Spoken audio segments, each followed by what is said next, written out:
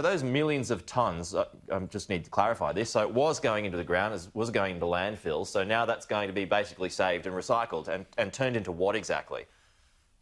Well, it was going overseas, that's the problem. And with our waste export ban, 650,000 tonnes will now be processed onshore. And that's what today's announcement is about, directing investment to new and innovative materials recovery facilities so we can sort our waste properly, get it into clean streams, turn your old plastic bottles into new plastic bottles, not put them in landfill, not send them overseas, turn that really challenging soft plastic that I hope people are putting in the bins at the front of their supermarket, turning that into something like road base or outdoor furniture. Government's leading the way with procurement so that we're actually saying we need some of this recycled material to go into our new infrastructure that's being built across the country. Sorry, go ahead. Oh, well, we're the first federal government to put waste on the national agenda. And as the Prime Minister said, it's our waste, it's our responsibility. But we're backing that export ban with the investment to actually handle this waste and see it not as a problem to be solved, but a resource to be used. But there still will be products that will be exported, right? Yes, they will. It will take 4 years for the ban to fully come into place, and that's why we build the onshore investment. And remember, if it's plastic resin, pellets that would turn into new plastic bottles, that's still a resource. That's okay. In circumstances, that can be exported. We can't remanufacture every single plastic bottle that comes into Australia because we import so much. But this idea of bundling up old plastic bottles with paper in huge bales that simply get shipped offshore, that can't happen anymore. Partly because it is our waste and our responsibility, but also because it is a resource too, and you can turn it into something. And for a sustainable economy, it's important we do that. This is good for the economy. It's 10,000 jobs over the next 10 years, but it's good for the environment too. So have you got a rough estimate or an estimate of when that ban comes into place, how much will still be exported? Look, very little. As I said, if the plastic has been pelletised and could go straight into a factory overseas making plastic bottles, yes, but we're building those factories here. Yeah. Scrap metal certainly has some uses, but think 650,000 tonnes that is now going overseas that will no longer be going overseas. And meanwhile, we're building the best research and development to feed into the real challenges of plastic. I mean, if you think of the hard plastic that goes around your printer, there are efforts to turn that into what's called green steel, so it actually comes back into a heating process and is used to create energy. Polystyrene, we don't like it. I'd rather not see it in any packaging, but I've seen a process that turns it into picture frames. Car seats turned into carpets, coffee grounds turned into tiles, and all of the while creating jobs.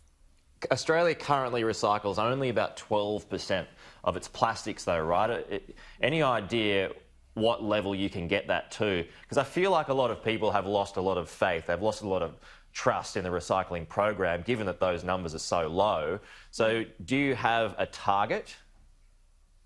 Across all waste streams, we want to get to 80% resource recovery by 2030. Now, that will include a lot of plastic, but what we know is that we won't be throwing it overseas. We will be putting it into facilities that change it, generate new plastics. And the important thing is that if companies that build these facilities want to make new plastic containers, and they will, they don't want your plastic in landfill. They will actually ask for it. They will collect it. There's an incentive to sort it well and direct it to where it can be best used. So it's not about, as I said, a problem to be solved. It's all of a sudden this has value. And once something has value, it's part of the real economy. OK, just on Eden Monaro, the Libs haven't conceded yet. There's only about 1,000 or so votes left in it. Are you holding out any hope for that? I haven't looked at the latest figures, Pete, but it does appear that Christy McBain has been successful in Eden Monaro, and congratulations to her, and she'll be welcomed into the Parliament. I look forward to briefing her on what's happening in my environment space, recovering natural habitat on the South Coast. Labor's primary vote went backwards by, I think, well over 2%, so it's not good news for the Labor leader.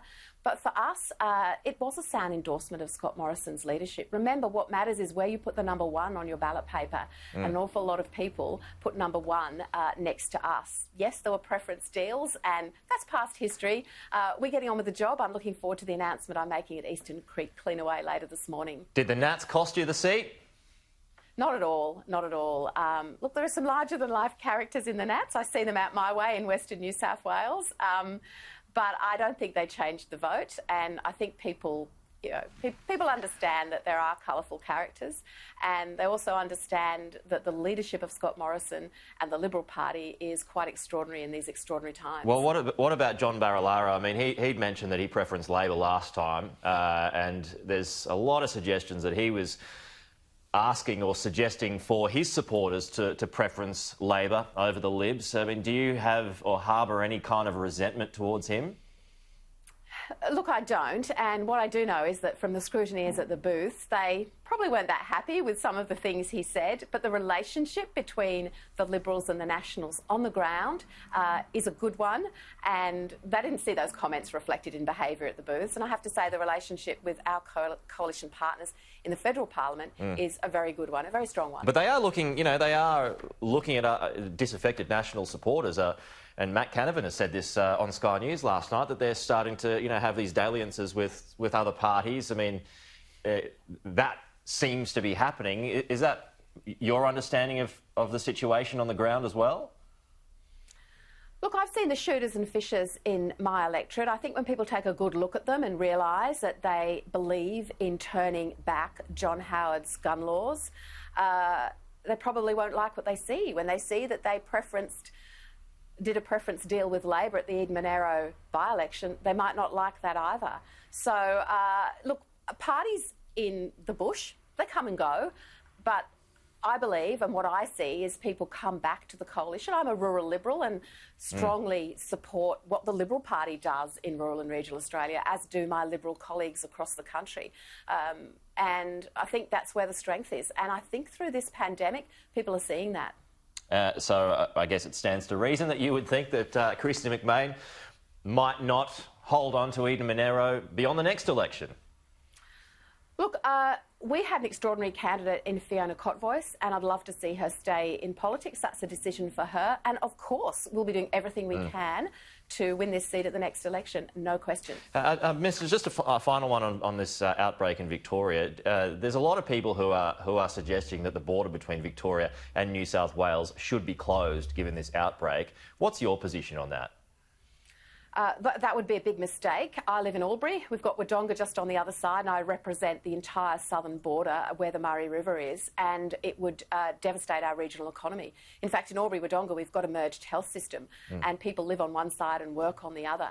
And, this is about getting the delicate balance between the lockdowns that we unfortunately have to see in Victoria, but the reopening of the economy elsewhere, where cases are non-existent in my patch and very limited. So, I think the latest Deloitte's information, where we've got a better prediction for the outcome for the Australian economy than we did in March, is strong recognition of the way that we, and it's the whole country, and it's the health advice that we're seriously taking, and that we're implementing in a way that sees people supported. That is actually the best way to go. Do you feel like Victoria's lost control of it? No, look, I wouldn't say that. I mean, it would be. I don't know the detail. It looks concerning. It is concerning, but we can't let it hold back the general opening of borders and the economy. We just can't.